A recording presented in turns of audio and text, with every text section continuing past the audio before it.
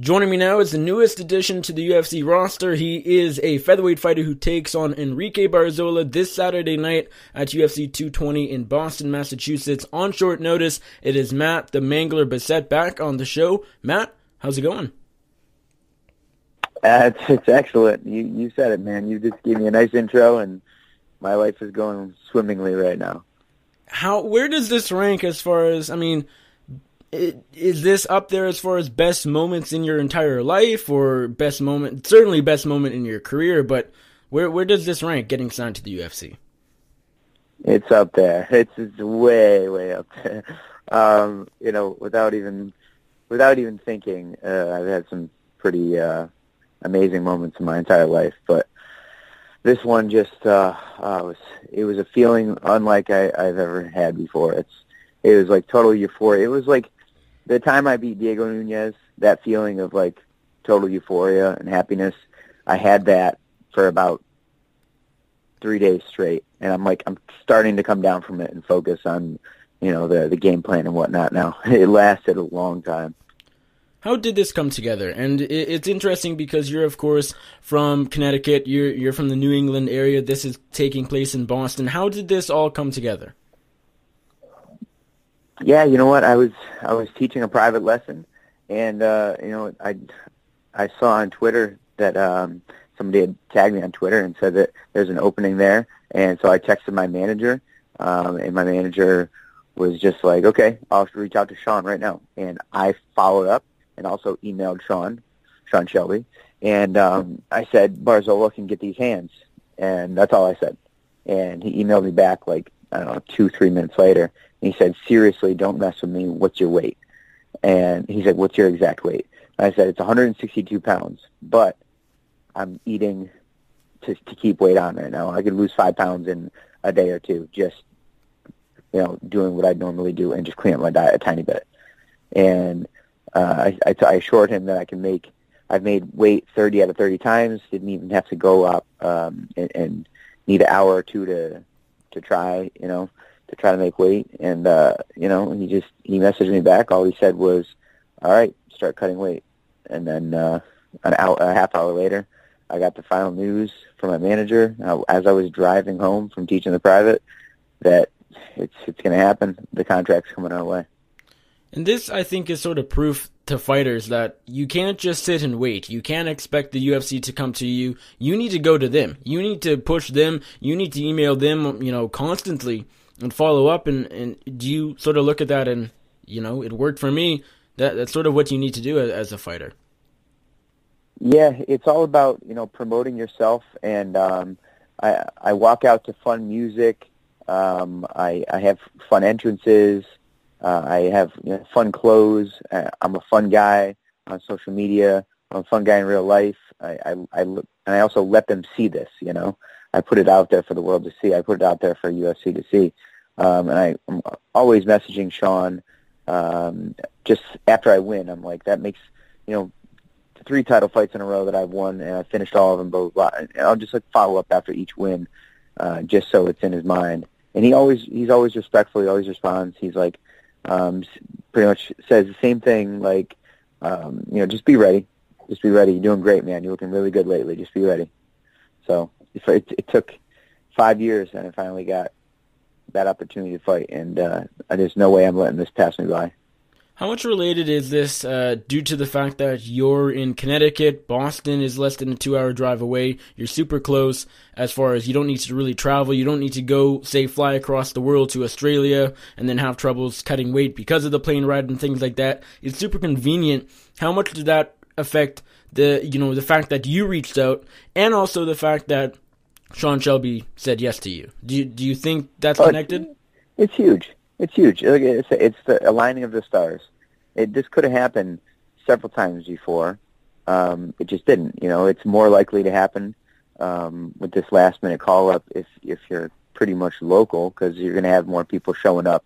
They're going to sell more tickets that way, and you're kind of guaranteed to get that person to actually show up for the fight. And they don't want to pay for flights and stuff like that. It's just easier. Having a local guy there, a local stud, somebody who's deserved it for a while, it's it's an easy answer for them. So yes or no, definitely yes. You know, How much? the decision has been made just because of where I live. Right. How much did being on Dana White Tuesday Night Contender Series over the summer help you? Even though you came up short in that one, and then it was, of course, overturned to a no contest because your opponent, Kurt Hollabot, failed a drug test. He used IVs, allegedly. How much do you think that or increased your chances of getting signed? I don't think it did one way or the other, actually. I think it just put me back right where I was.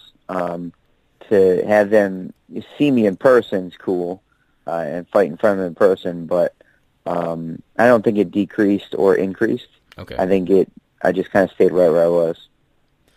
After that fight, which was your last fight, so that was back in July. So you took a fair amount of time off. I think it seemed to be necessary. What was your mentality then, as far as the likelihood of getting to the UFC? Because you were on a huge winning streak, you still weren't getting signed. The best the UFC could do was give you this fight on the Contender Series, sort of this new feeder league for the UFC.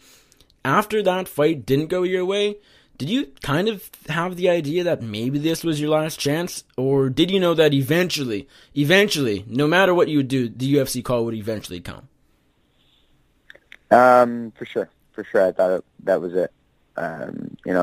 Those negative thoughts, go through your head. The smarter you are, the more you weigh the possibilities. You weigh the negatives with the positives, and you go from there. And I've been applying to more police departments because I've always wanted to be a police officer as well, despite the negative connotations that are related with the job right now. But I've always wanted to be an officer, and I've been applying a lot more lately as well. And so, part of me was like, if this is going to happen, it's got to happen immediately. But I'm not going to sit around and wait any longer. So I took the fight with CES, and in my mind, and I made it clear to my wife, too, that, this was the last fight I was going to have. If the UFC called, they called. If they didn't, they didn't. But I'm not going to take any more local fights after that one. So I can, stop fighting for only a little bit of money and actually get a job that pays me each week. It's a pain in the butt to live paycheck to paycheck like that. It's really difficult, never knowing when you're going to fight next exactly, and trying to balance a life that's all over the place like that. It's tough. As far as getting to the UFC, it literally was now or never. It was. I said to my wife in the kitchen, I said, I'm retiring after this fight. Wow. And we were both pretty bummed because of it. It was kind of an emotional situation, but it had to be done. 30 fights, and I should have and realistically could have been in the UFC several years ago. It just never happened for me. It was just like, I got to stop waiting around on this possible pipe dream, because it's killing the evolution of our family, and trying to move on to the next step in our lives and stuff like that. And I feel like I was holding everybody back just because I was being selfish and wanted this UFC dream to come true. Because even before this UFC call came, were you starting to not enjoy fighting as much as you once did, or was the enjoyment still there, but you just realized, it's just not worth it, taking the damage, not getting paid enough? It just didn't line up, really. Did you still enjoy it? Nothing could take a fight away from me. There's been fight in me since I was born. So when I'm in a fight, I love it, absolutely love it. But leading up to it, the last time I was really excited for a fight, like jitters, go out there and perform and just feel amazing and blah, blah, blah, was when I fought Diego Nunes. It happened very regularly before that. That was the last time it happened. And I think it had to do with the fact that, I beat the former number 3 guy in the world in Diego Nunes. And that means I should be in the UFC. And it was just the fact that it wasn't happening. I wanted it so bad. And, it was just taking the wind out of my sails a lot. And I kept fighting because I love fighting. And it's a paycheck at the same time. And I know I'm always getting better. And I always want to prove that I'm getting better. So it was like, you know what, I want to keep getting better. I want to keep fighting. And and I know I'll get that UFC shot, but it was, at the same time, it does just constantly weigh on you, the fact that you're not at the place that you should be at, and it's such an amazing feeling when coupled with me saying that this was going to be my last fight, regardless if I made the UFC or not. It was just an amazing adrenaline dump of like euphoria that it just happened all within 24-hour period. Me saying on Wednesday that this was going to be it, and then Thursday I get a call from the UFC saying, we got you a contract. Like, holy fucking shit. That's incredible. Amazing that happened. What a crazy turn of events. I assume all of these retirement plans are out the window now. Way out the window. Remember when I said I had that feeling for Diego Nunes? It's like that, heightened. I've never had this feeling right now. I'm fucking amped. Amped, dude. So retirement, so pumped right now. As far as you know, might not happen for years from now. I'm not even thinking about it. Okay. Nope. I'm fighting. I'm interested to ask you about the whole being a police officer thing. Is that now with you being a UFC fighter, is that also out the window, or are you still going to sort of continue with that? No, it's not out the window. That's a career I've always wanted, and it's important. There's stages in a life. You know what? I'm not going to be fighting until I'm forever years old, and being a police officer, waking up, it's another daily grind. And people are going to like you some days, they're going to hate you some days. You're going to do great things. You're going to do things that people don't like, but it's just part of the process. And I want to get paid every week, and I want to support my family, and I want to have a couple more kids, and I want to give a blanket for my family here, and it's about that time. So I want the job, and I also want to keep fighting. We'll see what happens. I don't know. There's no timeline that I have, clearly. So we'll just see what happens. Do you, as far as you know right now, again, anything can happen, but do you plan on balancing the two at the same time, or will you wait until your MMA career is over forever, no matter how long that takes, whether that's in 2 years, in 3 years, or so long, or will you be a police officer? Will you wait to be a cop after, or do it at the same time? Because I've tried to go through so many police processes, and it's another thing with like the UFC, just like sometimes you got to get lucky. Sometimes you got to get lucky because I don't know if you know, but a police process takes a long time, sometimes up to like 2 years, and they can just kick you out of the process just because they feel like it for no other reason but like, we're gonna go with somebody else. Even if you fit the mold, you do the job better than anybody else.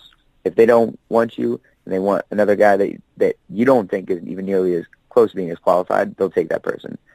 So because it's taken me so long, I think that it'd be dumb of me. It'd be really dumb of me not to do both at once and just be selfish and take the UFC position, So I'm happy to work overtime doing both of them because they're both my dream situations, and it'd just be a great life for me and my family. So you're like Stipe Miocic. He's a firefighter and a fighter, and you're gonna be a cop and a fighter. It's crazy. Yeah, and if you love both of them, then it's not work anyway. You're just I'll be away from my family a little bit more, obviously, because I'll have to work the full-time job and train, a few hours a day. I won't be training twice a day, but I'll have to make up for it by training harder during those, 2-3 hours that I'm there once a day or something like that. I'll figure it out. I'm a smart guy. I'm good with time management and scheduling and stuff. So I always get in like 6 days a week, sometimes even 7. And I have no issue with training and getting the job done that way. So when do you head to Boston? Are you there already, or do you go there tomorrow, which would be the Tuesday before the fight? Yep, I go there tomorrow. I got to get there at 11 a.m. Are you anticipating a crazy, jam-packed fight week, or will it be relatively relaxed, considering it's your debut? It's really nice, actually. I'll have a phone interview with John Anik, and then later on in the day I have a photo shoot, and that's tomorrow. And then nothing on Wednesday, nothing on Thursday, weigh-ins on Friday, and then fight on Saturday. Interesting. Some fighters, it seems like certain fights for some fighters feel bigger. Get the call to the UFC, it's a huge opportunity, and it feels different. But other fighters look at every single fight as the same. Where do you fit into that? Does this honestly feel bigger, or are you trying to treat this just like any other fight, like the Dana White fight, Contender Series fight, like another CES title defense? Does it feel bigger, or is it just another fight? Oh, it's definitely bigger. Okay. It's definitely bigger. Just being in the UFC for the first time, it's bigger. Once I fight my second fight in the UFC, it's just I'll have already fought in the UFC, so I'll just be, unless it's a title fight or a normal contender fight, it's just going to be on that same kind of that level of excitement, a big fight. But anything can happen. But at the same time, like you said, every fight is very similar. Anything can happen at any moment. You could break your thumb 30 seconds into the fight and only have one hand to fight the rest of the fight, So anything could happen. I'm just going to go out there, do what I do. I already have a solid game plan set, and, just going to put hands on them. Is the fact that this fight feels bigger and okay and a good thing? Just because I'm asking, because I gotta imagine there's some sort of extra pressure going in because it's your debut. You're coming off a loss. You want to sort of erase what we saw in July. And of course, again, it's your debut. Is there extra pressure, and is it okay that this feels bigger? There's less pressure, I think, because I don't feel like I have to go anywhere else. I've made it, Every CES title fight, every Bellator fight, it was always like building my resume. Don't mess up, because I got to get that job that I want, which is the UFC. And I finally got the job. So now it's just like show up to work and kick the shit out of somebody. That's all it is. Some fighters have talked about octagon jitters in the past, but I'm going to take a guess and say that won't really affect you because you've been in the spotlight before. Recently, of course, you were on the Contender Series. You fought for Bellator. You've been the CES champion for quite a while. You've been in those 5-round title fights. You've had these big opportunities that just weren't the UFC. So will that sort of erase any sort of idea that octagon jitters could affect you? I mean, you never know, but I know who I am and how I am, and I do really well when there's a full crowd. There was I think there was 11,000 or 10,000 or something like that in Mohegan Sun when I fought Diego, and that place was loud as hell. Bjorn Rebney said that after the fight, when they announced the winner, 10,000 sounded like 50,000 fans. He'd never heard anything like that. So he said that in the press conference. So, that's what it was like throughout pretty much the whole fight too, and I fed off of it. So if people are loud and pumped, and if there's 10,000, 20,000 people in the arena by the time I fight, it's just going to make me fight even better. Do you have any concerns that this is on short notice, or because you were supposed to fight just less than 2 weeks later, I believe it is 13 days exactly, you're supposed to defend your CES title again, does that sort of erase the fact that this is on short notice? Because you're already in camp anyways. Yeah, I was already in camp. It's actually not short notice at all. I'm always training. I'm always prepared. If I get a fight, even if I didn't have a fight on February 2nd, I would still be in shape. I'm generally, all of the time, prepared to fight 3 5-minute rounds. When I prepare to fight and actually fight, I'm always prepared to fight 5 5-minute rounds. I don't prepare for title fights. I just prepare to fight, and I'm always ready to fight 5-5s. So I'm defending my title, so I'm ready to fight 5-5s, which I always am. So, as far as weight cutting and weight goes and stuff like that, I was 2 pounds or maybe 4 pounds heavier, I think, than I'd normally be at that point. But I just cut out like peanut butter and certain things, and I'm down to 156.5 right now. Like 10 pounds out away a few days before, which is actually less than I normally am. So I'm just so happy. I don't even care about eating anything bad right now. Well, my last question for you, Matt, and I do appreciate the time during fight week. Have you had enough time, considering, you took the fight just last week, to look at Barzola, your opponent, and see what he does well, how you match up against him? And do you have an exact prediction for the fight? Yeah, you know what? Unlucky for him, I've been looking at him for quite a while.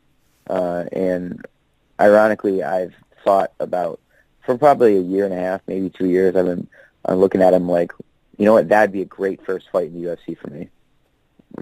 It's incredible how it happened, because I've been looking at him like, man, that would be awesome. Every time somebody maybe backed out against him or he was on a card, I'd always put in my schedule on my iPhone and be like, okay, there's a UFC next in a month, and so-and-so's on the card, and, be ready for this one, because if he drops out, that's a perfect fight,